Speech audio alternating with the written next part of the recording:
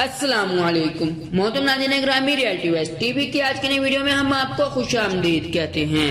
और आज की इस वीडियो में हम बात करेंगे माल गनीमत से एक शीशी के सिवा कुछ नहीं मिला।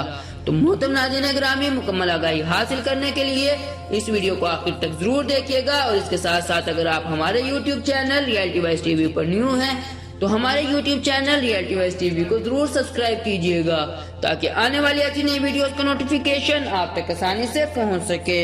हजरत मुआज बिन अला रहमतुल्लाह अलैह अपने दादा से रिवायत करते हैं, हजरत सैयदना अली मुर्तज़ा रज़ियल्लाहु ताला अन्हु ने एक मर्तबा फरमाया कि मुझे तुम्हारे इस माल गनीमत से एक शीशी के सिवा कुछ नहीं मिला जो मुझे एक दहकान ने हदिया दी थी। फिर आप रज़ियल्लाहु ताला अन्हु ने बैतुल माल तशरीफ ले गए और इसमें जो कुछ था उसे तकसीम फरमा दिया।